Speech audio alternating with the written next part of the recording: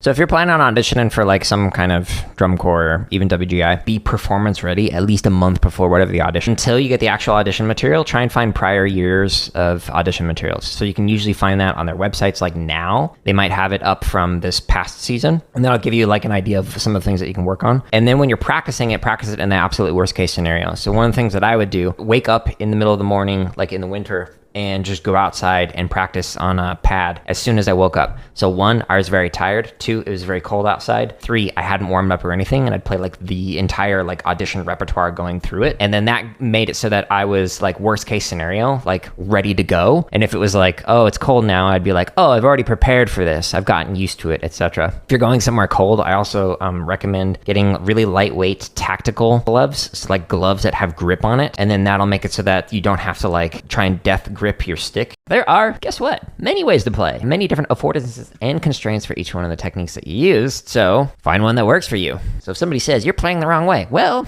it depends on what you're going for. If you're playing and it hurts you, that's bad. Obviously you want to like, prevent injury and whatnot, but there are many different ways to play. Like you could play with like flat grip, you could play with like a fingers or thumb up grip, and you can go in between. So those are like American, French, and Germanic approaches to playing. And you could play with like more finger, less finger, more wrist, more arm, like molar. Like there are many different ways to play. You could do Julie Spencer technique where you kind of move your wrist back and forth if you're playing like tenors or mallets or something. None of them are more right or more wrong, just for different scenarios. It might be better or worse, depending on how you want it to sound or how you want it to feel or what kind of motion you're trying to go for. So before you critique some random person online, check yourself. Another thing that I used to do is a call-out shopping spree. So like you'd be playing through it and you'd have 4 counts to just like figure out what you're playing next, and you alternate with somebody else that you're drumming with, like if it's a duo or maybe like a trio or something like that. So you just be like flam drags, and then you play flam drags, and then the next person would be like chut cheese, and then you play chut cheese, and then flam fives,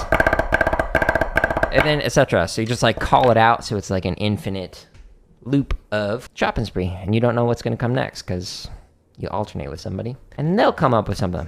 That's a good one, but you kind of need somebody else to play that with. The final layer of like complexity that I might get into with students, and this would be for much more advanced students, is talking about when to combine or utilize multiple approaches for what you're doing. So I mentioned earlier that 90% of my technique is using wrists. That is all just me knocking and moving like this. However, when I'm like get into some of the faster techniques, like those with 3 strokes, at that speed, it's not a lot of wrists as much as it is controlling rebound. So we need to be able to learn how to control the rebound.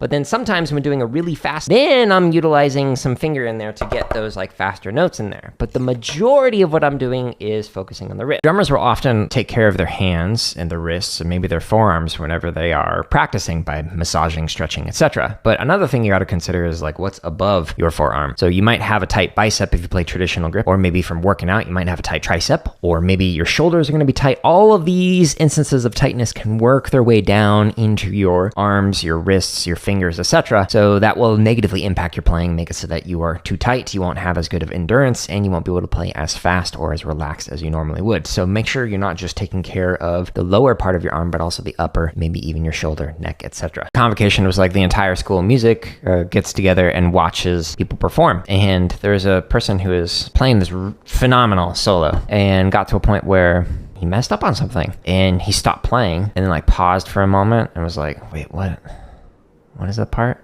And so he like jumped back like a couple measures and he tried it again and then got to that same spot and he just like forgot it again. And so then he tried it again, went back even further and like tried to basically running leap into it, dropped it again, like completely forgot the part. And so he just did a quick bow and walked off the stage. And this was in front of the entire school of music. So what, a few hundred people? I can't imagine what that feels like.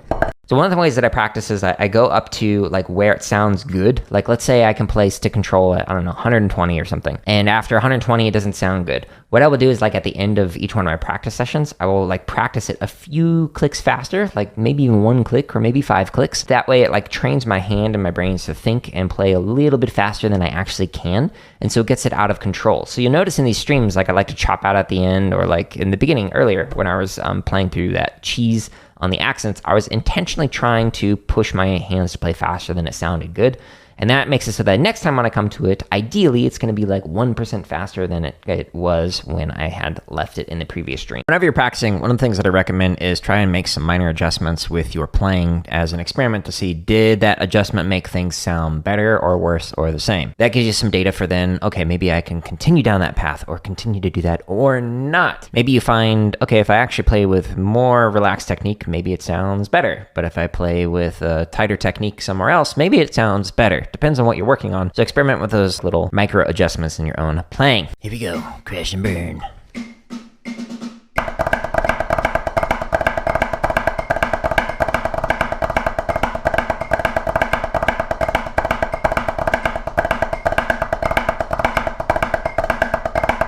When working on stick control, most people know that you're supposed to try and keep everything nice and even. So it should sound like just one stick playing the entire time. However, when you're playing with the filler version, which you see at the top of the screen, it's a little bit different. Not only are you focusing on nice, even sounds between the sticks, but you're also trying to make sure that the motion stays the same when you fill it in. So this very first phrase that's on here, we have right, right, right, left.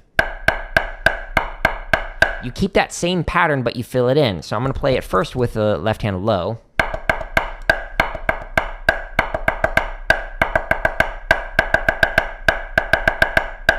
Okay, so the goal is to make it that hand stays the exact same way as if you played it. So when working on this filler version, make sure that you're trying to go for that even sound, but also making it so that the hand does not change when you fill in with the other hand. In general, like with your shoulders, if they are tight, I do recommend doing some stretching and massaging because everything is like interconnected in your body. It might not be just your shoulders that are causing the tension. It could also be your jaw. And this tension will go down into your neck, which goes down in your shoulders, which goes down into your like bicep, tricep. It just works its way down into your hands eventually. The last thing that I'd recommend that answers this particular question is to focus on your breathing. So whenever I am playing fast, like I've had some students like literally start to pass out because when they were playing something fast, they stopped breathing. They just like held their breath and just like tried to muscle through it. That lack of oxygen into your arms is like really going to mess with things and make it so you might pass out. So don't do that. Like focus on really relaxing and trying to get a belly breath if you possibly can.